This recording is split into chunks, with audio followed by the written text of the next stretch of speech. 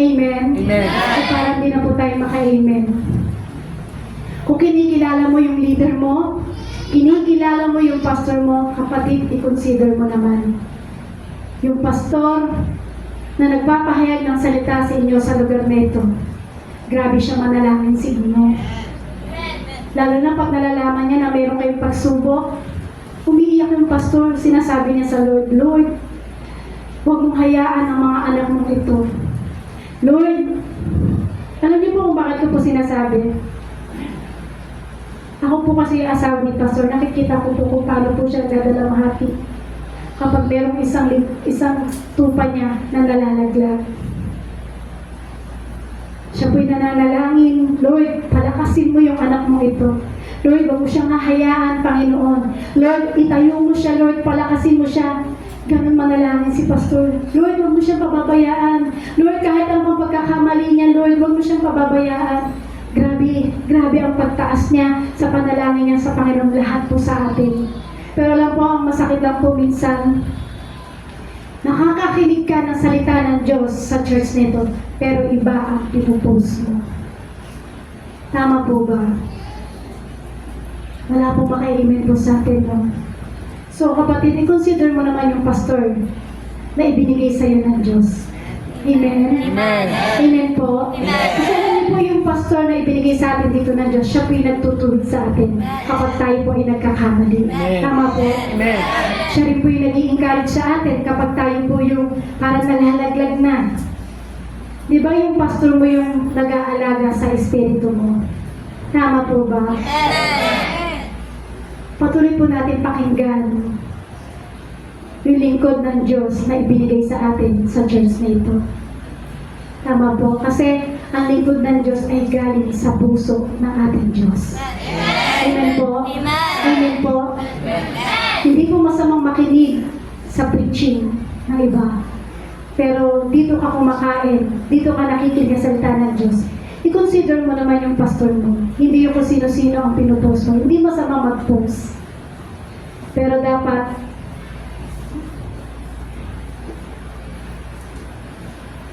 sumunod. Para daw po maranasan natin ang presence ng Lord, buksan naman daw po natin ang ating puso. Open your heart and giving. Yan, giving daw po. Sabi po sa Malakayas chapter 3 verse 10, bilisan ko na po, dalhin ninyo ng buong-buo ang inyong mga ikapung bahagi sa tahanan ng Diyos upang matutunan ang pangangailangan sa aking tahanan. Subukin niyo ako sa bagay nito kung hindi ko bubuksan ang mga bintana ng langit at ibubuhos ko sa inyo ang masaganang pagpapala. Napakaganda po nito, kapatid. Kasi sabi po ng Diyos, subukan niyo ako. Subukan niyo ako. Sabi niya, kung hindi ko ibubuhos o ibubuksan ang durangawan ng masaganang pagpapala ng nasa langit. So, ang nakakalungkot po kasi, kapatid, ang iba po sa atin po kasi dito, ang iba po talaga minsan, sarado ang puso natin sa pagbibigay. Sarado ang puso natin sa giving. Tama po? Alam niyo po, kahit bata ka pa lang ngayon, dapat matutunan mo na buksan ang iyong puso pagdating sa giving. Tama po? Talagang, kumbaga, kapag binuksan mo ang puso mo sa giving, pagdating sa harapan ng ating Panginoon, pagpapalaan ka ng ating Panginoong Jesucristo. Tama po? Amen. Kasi kapag iniiwasan natin o iniiwan natin yung giving na yan, tayo mismo ang nagpapahirap sa ating buhay. Amen? Amen. Kapag iniiwasan mo yung pagbibigay, sarado yung puso mo pagdating sa pagbibigay, yung kumbaga mararamdaman mo yung parang ang bigat-bigat ng dating ng blessing sa'yo kasi sarado yung puso natin sa pagbibigay. Pero kapag ang puso mo ay bukas sa pagbibigay, grabe naman, daloy ng daloy ang pagpapala ng ating Panginoong Jesucristo. Parang isang ilog sa batis, umaagos lang ang pagpapala. So dapat buksan daw po natin ang ating puso pagdating sa pagbibigay. So dapat sa puso po natin, kailangan bukas ang puso natin sa pagbibigay. Kumbaga parang minsan naman gulatin mo ang Diyos. Nagulatan po ba natin ang Diyos? O kaya naman minsan, di ba, kapag bukas ang puso natin sa pagbibigay, minsan magugulat ka na lang na parang, Lord, katapusan na. Lord, kailangan ko na ng pangrenta. Lord, kailangan ko na ng pangkuryente. Lord, kailangan ko na ng mga pagbayad. Pero dahil minsan, nabuksan ang puso mo sa pagbibigay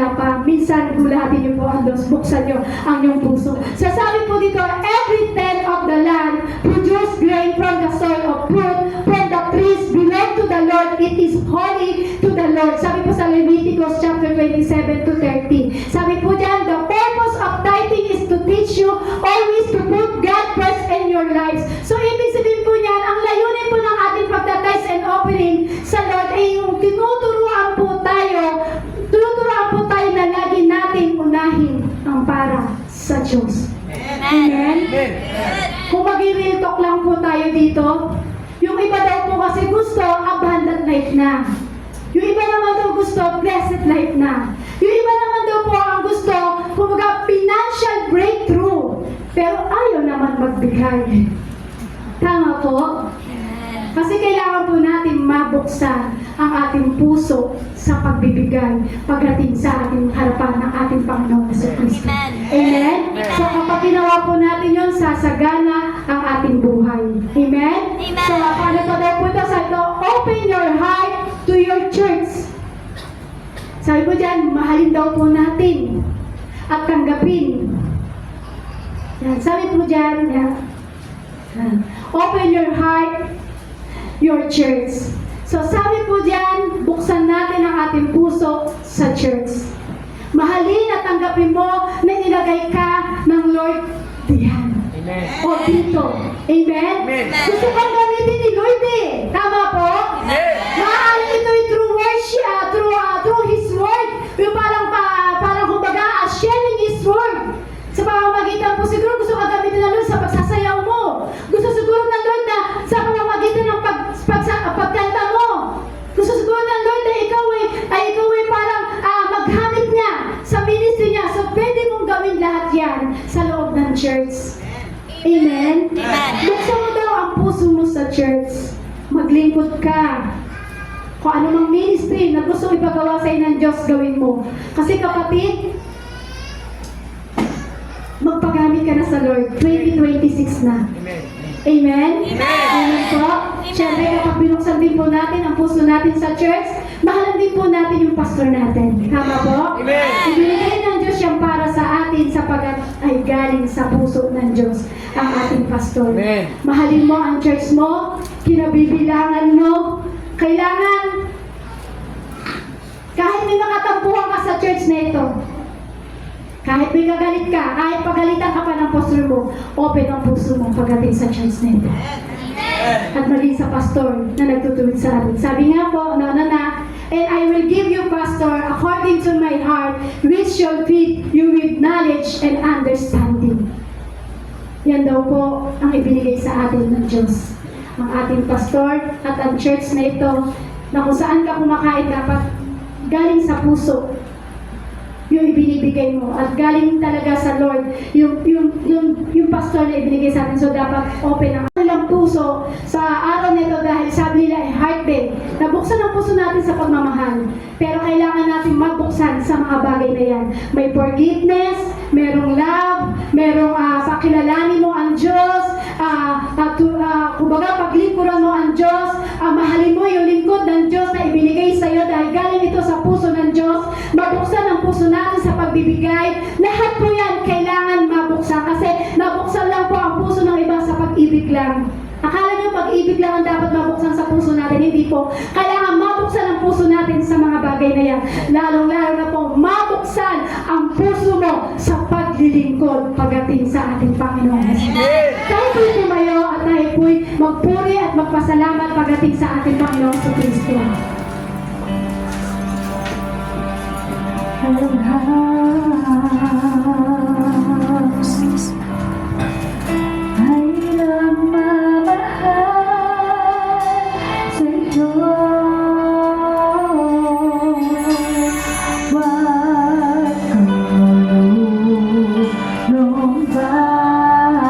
Dapat po kasi ang puso natin bukas pagdating sa Lord.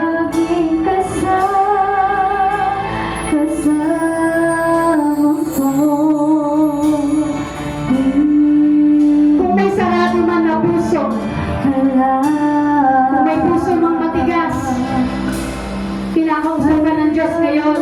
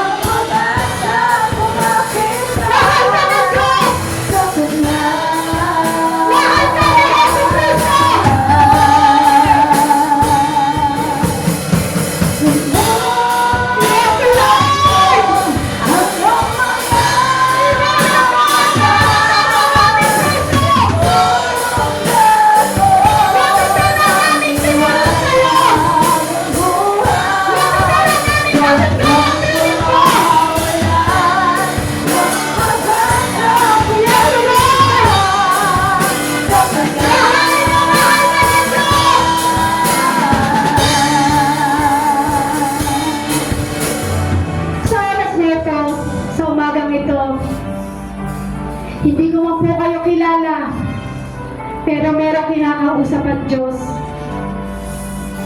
Meron po sa oras na ito nagsara ang kanyang puso.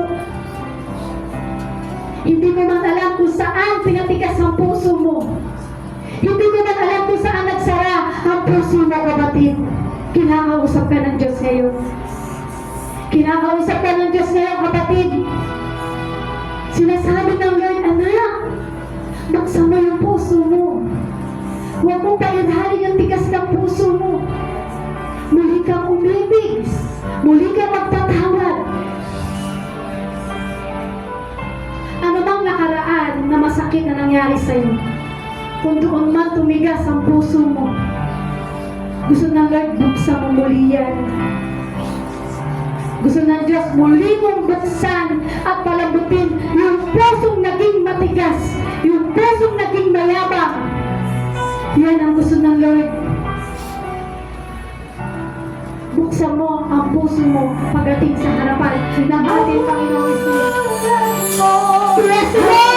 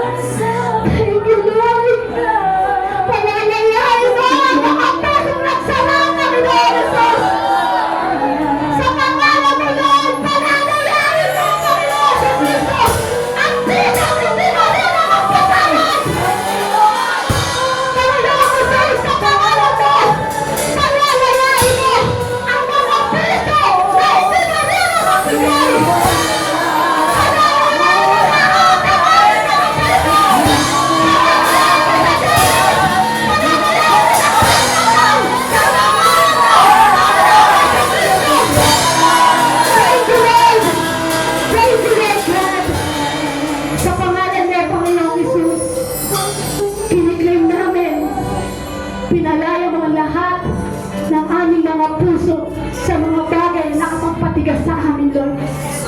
Sa pangalan ng Panginoong Isus. Robo-robo, sekereya, besandaraya. Shukarabara, besandaraya. Sa pangalan ng Panginoong Isus, kiniklaim namin, Lord, pinalaya mo na kami lahat